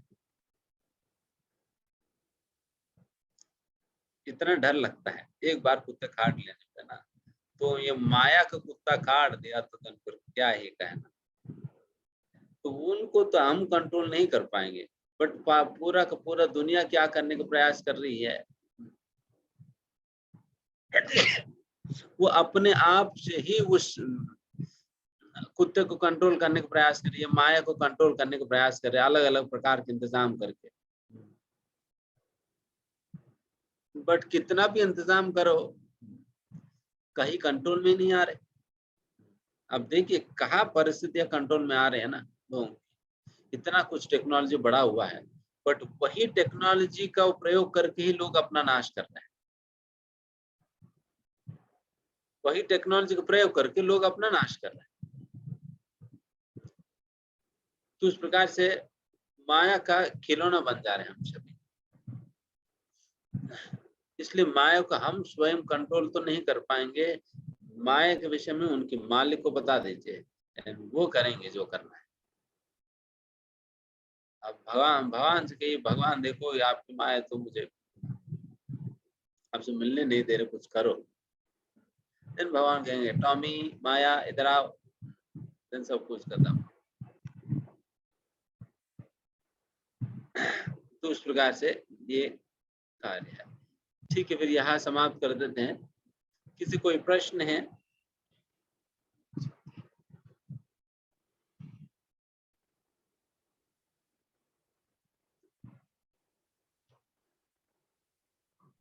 हरे कृष्णा, अब सब अनम्यूट करके प्रश्न पूछ सकते हैं। कुंजन नारू माता जी कुछ शायद किसी से संपर्क करना चाह रही हूँ। कृष्णा प्रसाद प्रभु जी अनम्यूट कर सकते हैं। हरे कृष्णा प्रभु जी, प्रणाम। प्रभु जी प्रश्न है कि माया से जीव है वो अट्रैक्ट होता है और माया को छोड़ना भी चाहता है, तो उस ड्यूरेशन में भगवान है फिर जीवात्मा की किस तरह से सहायता करते हैं, और शास्त्रों में इस तरह से कैसे कोई एग्जाम्पल है जिसे हम समझ पाए? हम माया से अट्रैक्ट भी हो रहे हैं और माया को छोड़ना भी चाह रहे हैं, और अल्टीमेटली भगवान माया को छुड़वाना चाहते हैं, बट जीव की इच्छा है माया से अट्रैक्ट भी रहे, तो उस ड्यूरेशन में भगवान कैसे हेल्प करते हैं? हाँ, भगवान खूब मदद करते हैं। ऐसे ही लोगों के जीवन में भगवान खूब कष्ट देते हैं ताकि उन्हें इस बात की विगत हो जाए कि माया के संपर्क में जाने से कितने कष्ट है। तो मतलब सारे जितने भी हम अपने जीवन के अंतर्गत समस्याएं, कष्ट इत्यादि चीजें हम सामने देखते हैं, उन सारे चीजों की यही कारण है माया से हमें छुड़वाने के लिए। माया से छुड़वाने के लिए हम छोड़ नहीं रहे थे, माया से आकर्षित भी हो रहे हैं, शायद सोना भी चाहते, तुम भगवान मदद कर, ठीक है बेटा तुम छोड़ना चाहते हो और माया से आकर्षित भी हो रहे, तो इसलिए ठीक है मैं छुड़वाता हूँ, बैठ रुको। देन लाठी लाते हैं, लाठी लाकर फिर पिटाई करते हैं। पिटाई करने पे देन फिर, क्योंकि जैसे उदाहरण के लिए अगर किसी का भी कुछ पकड़ने से इलेक्ट्रिक शॉक जब लग जाता है ना, अगर कुछ आपने पकड़ा तुरंत आपको इलेक्ट्रिक शॉक लग गया, देन क्या होता है, देन उससे चिपक जाता है व्यक्ति, उससे चिपक जाता है। देन फिर उनको छुड़वाने के लिए क्या करा जाता है, एक लाठी लाकर पीटते हैं ताकि वो छोड़ सके। उसी प्रकार से पिटाई होती है उस समय। जब पिटाई होता है देन व्यक्ति अरे छोड़ देते, ये तो बहुत खतरनाक है, छोड़ देना चाहिए, तो छोड़ता है। तो इस प्रकार से भगवान कष्ट देकर हमें मदद करते हैं। इसलिए भगवान जो कष्ट भी देते हैं वो भी भगवान का ही सहायता है, मदद है हमें छुड़वाने के लिए। ठीक है, और किसी का? जी एक प्रश्न है, क्या कष्ट प्रारब्ध नहीं? रीना बंसल माता जी ने टाइप किया है, क्या कष्ट प्रारब्ध हाँ? नहीं? क्या कष्ट प्रारब्ध नहीं? चैट बॉक्स में भी हाँ, प्रारब्ध कर्म तो है ही, प्रारब्ध कर्म है ही। हमने जो पहले कर्म किया है उसी कर्मों का फल मिल रहे हैं।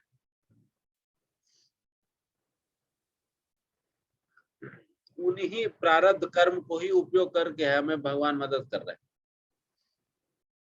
उन्हीं प्रारब्ध कर्म को उपयोग करके भगवान हमें मदद करने का प्रयास कर रहे हैं। जैसे कांटे से कांटे निकालना, हाँ, उसी प्रकार से। हाँ, हरे सुधा कृष्ण माता प्रभु जी। जी, धन्यवाद प्रणाम। आप प्रभु जी का सभी क्वेश्चन था कृष्ण प्रसाद प्रभु जी का, कि जैसे आपने बताया कि भगवान कष्ट देके हमें इन चीजों से छुड़वाते हैं, तो उस ड्यूरेशन में हमसे बहुत सारे पाप और अपराध भी होते हैं। बस समझ आ जाता है कि फिर बाद में समझ आता है कि ये भगवान की प्लानिंग थी। नहीं, हमें लास्ट में मुझे हमारे समझ नहीं आया। मतलब जो क्वेश्चन था अभी, जैसे आपने आंसर किया कि भगवान हमें कष्ट देकर फिर आसक्ति से मुक्त करते हैं, तो मतलब इस ड्यूरेशन में अगर हमसे पाप होते हैं, अपराध होते हैं, तो फिर लेकिन बाद में समझ आता है कि ये तो भगवान की प्लानिंग थी, हमें माया से मुक्त करने के लिए, हमारी आसक्ति को मिटाने के लिए। तो फिर उन चीजों का फिर कैसे समझे जो अपराध वगैरह हुए हैं हमसे।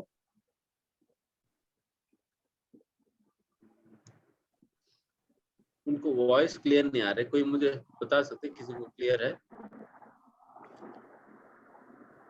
हरे कृष्ण प्रभु जी, इसमें माता जी ये पूछ रही है कि जैसे हम अपराध, जैसे माया से बचना चाह रहे हैं, तो उस ड्यूरेशन में भगवान माया को भोगना भी चाह रहे हैं और बचना भी चाह रहे हैं, तो भगवान हमें कष्ट देते हैं।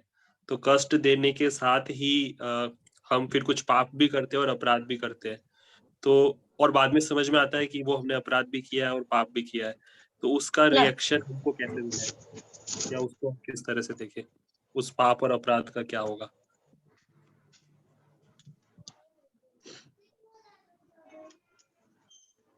देखिए, पाप अपराध जो भी है, जो भी आप करेंगे फिर उसको तो उसका रिजल्ट तो झेलना ही पड़ेगा।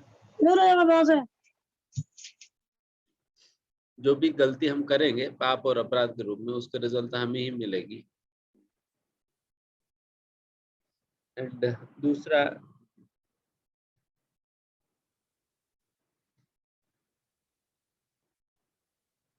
अगर आप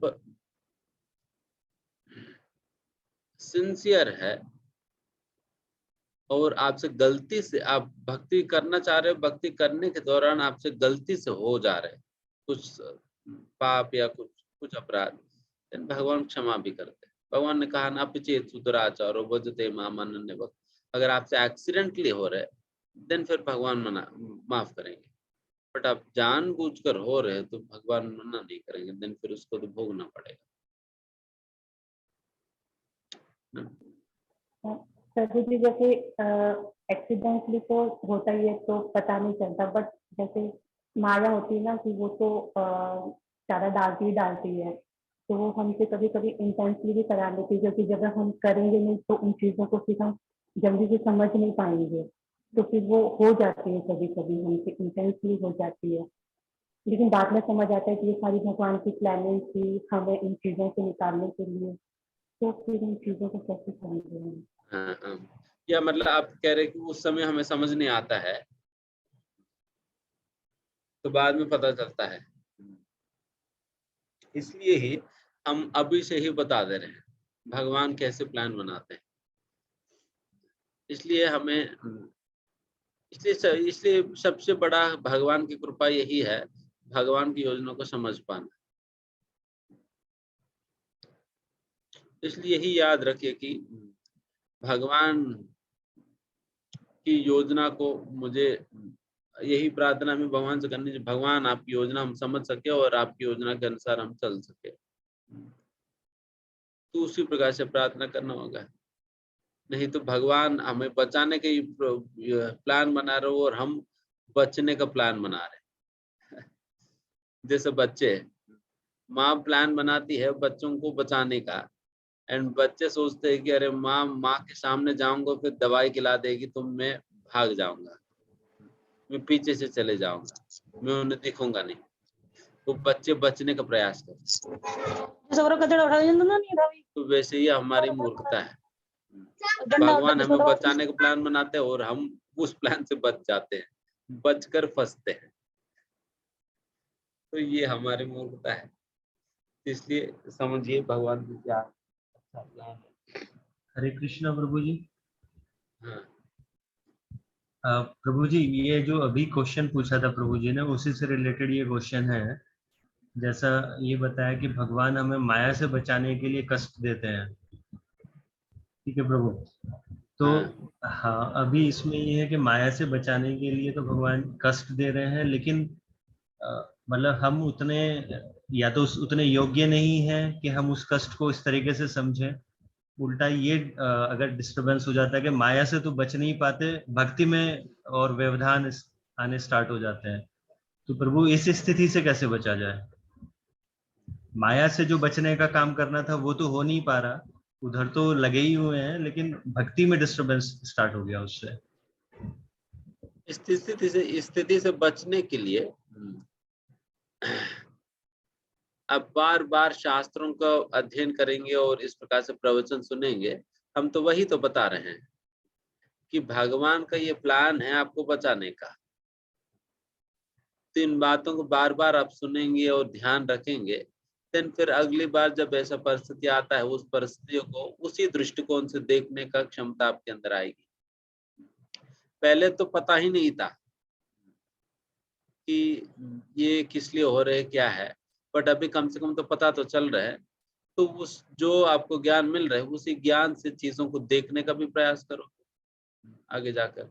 इसलिए बारंबार इसे हमें शास्त्रों के अंतर्गत पढ़ना पड़ेगा। इन शास्त्रों के अंतर्गत बार बार पढ़ने पे देन फिर आपको आइडिया लगेगा, अच्छा भगवान ऐसा क्यों करते हैं, आपको पता चलेगा।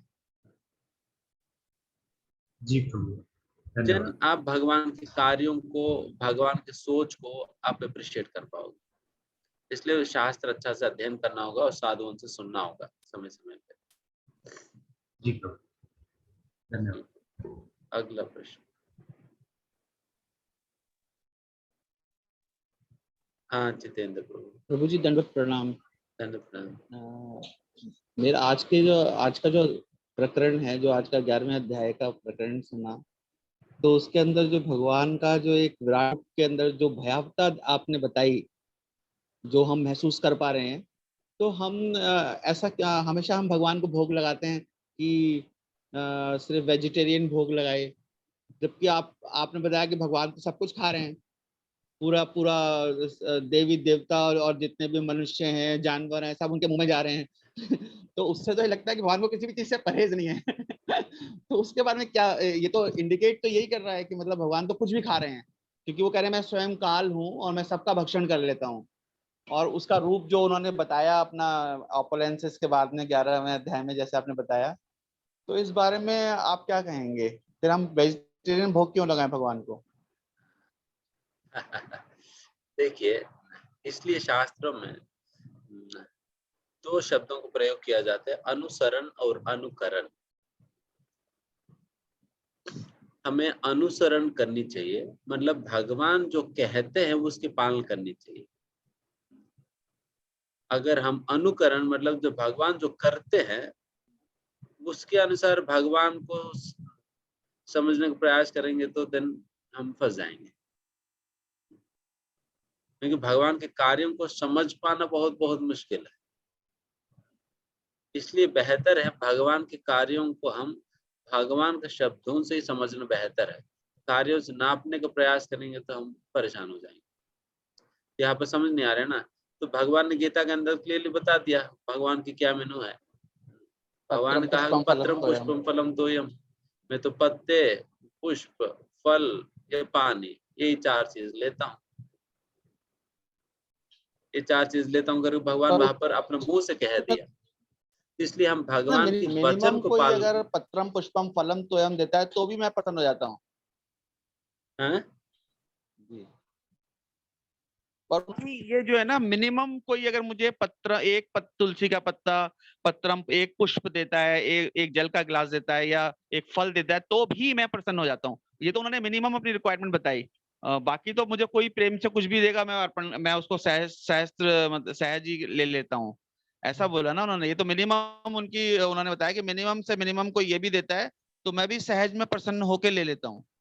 प्रभु जी, इसके साथ में एक सवाल और करना चाहूंगा कि जैसे ये प्रकृति तो भगवान ने ही बनाई है और इस पे माया का प्रभाव भी है, पर यदि भगवान के कथनानुसार हम ये मान लें, हमेशा अपने धारण कर लें कि always remember Krishna, never forget Krishna, जब कोई अपने जीवन का ये नियम बना लेता है तो जो झरने, जो फूल फल, जो सुंदर प्रकृति भगवान ने स्वयं बनाई है, अगर वो उसको के अंदर भगवान के साथ एंजॉय करना चाहता है, तो इसमें भी क्या माया का प्रभाव दिखाई देगा क्या? देखिए, प्रभुपाद जी कहते थे sense gratification and self realisation go ill together. ये संभव ही नहीं है कि आप इंद्रिय तृप्ति और आत्म साक्षात्कार दोनों साथ साथ नहीं कर पाओगे। एक ही चीज कर पाओगे, इधर आत्म साक्षात्कार या इंद्रिय तृप्ति, दोनों करना चाहे तो नहीं होने वाली है। इसलिए दोनों एक साथ संभव नहीं है, बल्कि हमारा एंजॉयमेंट क्या है, भगवान के एंजॉयमेंट देने में हमारे एंजॉयमेंट है। ये हाथ किस प्रकार से रसगुल्ला को एंजॉय कर सकती है? मुंह में डाल के। मुंह में डाल के। अगर मैं सालों साल अगर रसगुल्ला को पकड़कर मैं हाथों से ही ये मेरा हाथ सोचे कि मैं अभी रसगुल्ला मुंह को दूंगा नहीं, मैं खुद ही इसको भोग करूंगा, क्या मेरा हाथ कभी रसगुल्ला का भोग कर सकती है? 10 साल दे दूंगा फिर भी नहीं कर सकती, क्योंकि रसगुल्ला को एंजॉय करने के लिए बना ही नहीं गई है ये हाथ। जी, हाथ बनाई गई है रसगुल्ला को सप्लाई करने के, उसकी एंजॉयमेंट रसगुल्ला को सप्लाई करने में होगा। बट हम मूर्खतावश सोच रहे कि हमारी एंजॉयमेंट हम अलग से रसगुल्ला को पकड़कर मैं रहता हूँ और एंजॉय करता हूँ, बट ये नहीं होने वाली है। बेस्ट है भगवान को सप्लाई करो और हम एंजॉय हो जाए, एंजॉय करेंगे उसी में। तो इस प्रकार से प्रसाद स्वरूप में ले सकते हैं ना प्रभु जी, भगवान को अर्पण करके। हाँ, क्यों नहीं ले सकते? आप जो भी खाना है बनाइए, भगवान को खिलाइए, फिर उसके बाद भक्तों को खिलाइए, फिर जो बचता है वो खा लीजिए। ठीक है प्रभु जी, धन्यवाद प्रभु जी। हरे कृष्ण। हरे कृष्ण। लास्ट क्वेश्चन कुमकुम माता जी। हरे कृष्णा प्रभु जी। हरे कृष्णा प्रभु जी। हाँ, हरे कृष्ण। प्रभु जी मेरा एक सवाल था प्रभु जी, जैसे प्रभु जी मतलब भगवान ने उनको अर्जुन को अपना विराट स्वरूप दिखाया था, तो जैसे उन्होंने जब माटी खाई तो माता यशोदा को अपने मुंह में ब्रह्मांड भी दिखाया, और इतनी उनकी कितनी सारी लीलाएं थे गोकुल में, तो मतलब उन्होंने ये अपनी मेमोरी सब डिलीट कर दी थी उनके उससे, तो प्रभु जी उन्होंने अर्जुन की मेमोरी क्यों नहीं डिलीट की, जब उन्होंने अपना विराट रूप भी दिखाया था और सौम्य रूप भी दिखाया था। क्या क्या अर्जुन को? मतलब जब अर्जुन को मतलब विराट रूप दिखाया था और उन्होंने माता मतलब यशोदा मैया को और गोकुल वासियों को सबको मतलब अपनी वो दिखाई थी, तो मतलब उनकी मेमोरी उन्होंने वहां से डिलीट कर दी थी कि जब उन्हें पता चल गया कि ये भगवान है, तो फिर प्रभु जी उन्होंने अर्जुन के साथ ऐसा क्यों नहीं किया कि मतलब उन्हें अपनी मतलब मैं भगवान हूँ ऐसा क्यों जानने दिया अर्जुन को। क्योंकि अर्जुन की संबंध और यशोदा माई के संबंध भगवान कृष्ण के साथ उसमें अंतर है। जी यशोदा मैया का भगवान श्री कृष्ण के साथ ये वात्सल्य है, मधुरता भरा हुआ वात्सल्य है, मधुरता भरा हुआ वात्सल्य है। एंड ये वात्सल्य ये क्षीण हो जाएगी अगर उन्हें पता चलेगी तो, इसलिए भगवान उनको जानने नहीं दिया। बट वही अर्जुन का जो भगवान श्री कृष्ण के साथ संबंध, हालांकि अर्जुन और कृष्ण दोनों का संबंध साख्य है, जिस प्रकार से वृंदावन के अंतर्गत बाल सखाओं का भगवान कृष्ण के साथ साख्य संबंध होता है, बट दोनों के साख्य में भी अंतर है। अर्जुन के साख्य है वो रेस्पेक्ट के साथ, वो रिस्पेक्ट के साथ होता है। अर्जुन कभी भगवान कृष्ण के कंधों में चढ़कर घूमने नहीं जाएंगे, बट वृंदावन के ग्वाल तो भगवान के कंधों पे चढ़कर उन्हें चलाते हैं, तो चलो हमें पूरा वृंदावन घुमा कर दिखाओ करके फिर उन्हें घुमा सकते हैं। तो फिर वहां के संबंध में और यहाँ पे संबंध में अंतर है। बेसिकली यहाँ पर रिस्पेक्ट के साथ उनकी साख्य है, एंड फिर वो रिस्पेक्ट इसलिए बहुत बड़ा बाधा नहीं यहाँ पर कृष्ण को भगवान के रूप में जानने से। बट वही यशोदा मैया के केस में, ग्वाल बालों के केस में ये वो उसमें बहुत बड़ा अंतर पड़ जाता है, इसलिए है ना जी। थैंक यू प्रभु। हरे कृष्ण। हरे कृष्ण। यहाँ पर चैट में प्रिया माता जी पूछ रही है, जब चैतन्य महाप्रभु ने विश्व रूप दिखाया था तो क्या सभी अर्जुन की तरह डर गए थे? इसका वर्णन तो वैसा नहीं है, बट अगर फिर जो भी लोग देख रहे होंगे, फिर ऑब्वियसली फिर जिस प्रकार की अनुभूति यहाँ पर अर्जुन को हो रहा है, तो वही अनुभूति होगा वहां पर भी, अगर वही रूप भगवान ने चैतन्य महाप्रभु ने दिखाया होगा। ठीक है, यहाँ समाप्त करते। धन्यवाद। पुनः हम अगले हफ्ते मिलेंगे। भगवद गीता यथारूप की, श्रील प्रभुपाद की, हाय गौर प्रेमानंदे। हरि हरि बोल। Hare Krishna. Thank you very much प्रभु जी। तुम प्रभु जी का धन्यवाद करेंगे एक बार महामंत्र के साथ।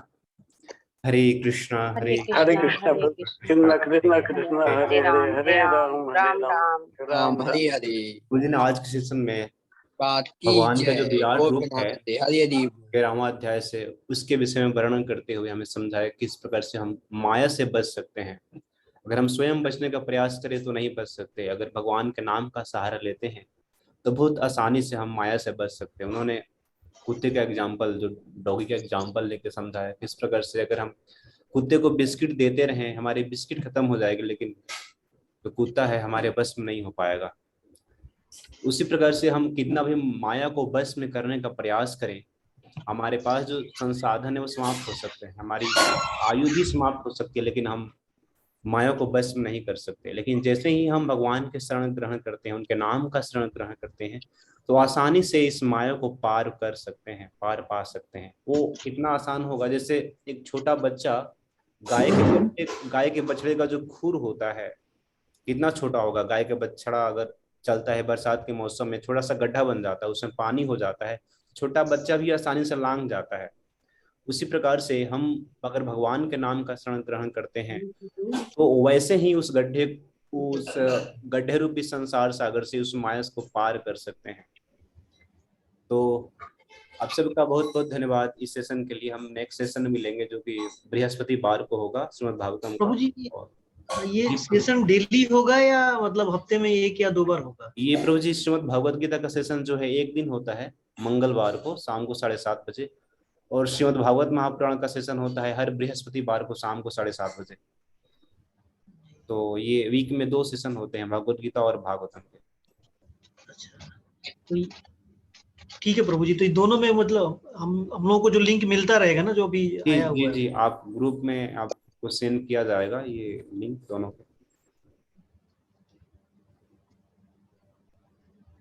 ठीक है, आप सबका बहुत बहुत धन्यवाद। यहाँ पर हरे कृष्ण प्रभु जी। ऑफलाइन ये मदद जी ऑफलाइन भी भगवत गीता कोई भी चैप्टर ले लेते हैं रैंडमली या पूरे? नहीं माता जी, ये लगभग 2 साल से चल रहा है ये। अच्छा, वही मैं कंफ्यूज थी, मैंने कहा अभी तो 9 डेज 18 चैप्टर हुआ है। हाँ। एकदम बीच में वो कैसे लगभग वो माता जी वो लगभग 2 से 3 महीने में शुरू होगा, अभी जन्माष्टमी बाद फिर शुरू होगा। नहीं, वो अब मतलब वो किया था तो वही मैं कंफ्यूज हो गई कि ये अचानक बीच में एकदम 11 चैप्टर कैसे आ गया। नहीं माता जी, पहला अध्याय से शुरू है, पहले अध्याय के पहला जो श्लोक है वहां से प्रभु जी इसको शुरू किए हैं और अभी 11वें अध्याय तक पहुंचे हैं। हरे कृष्णा। हरे कृष्णा। ठीक है, तो हम नेक्स्ट वीक मिलेंगे, नेक्स्ट मंगलवार को भगवत गीता के लिए, और आने वाले बृहस्पतिवार को मिलेंगे श्रीमद् भागवतम महापुराण के लिए। तो आप सबका बहुत बहुत धन्यवाद। इसी प्रकार से आप लोग समय पर कक्षा में आइए और प्रभु जी के माध्यम से श्रीमद् भगवत गीता और भागवतम श्रवण कीजिए, और प्रभु जी हमारा मार्गदर्शन कर रहे हैं, उसका हम लोग लाभ उठाएंगे। हरे कृष्णा। हरे कृष्णा। श्रीमद् भगवत गीता यथारूप की जय। श्रील प्रभुपाद की जय। हरि नाम प्रभु की जय। सभी उपस्थित भक्त वृंद की जय। हरे कृष्णा। हरे कृष्णा।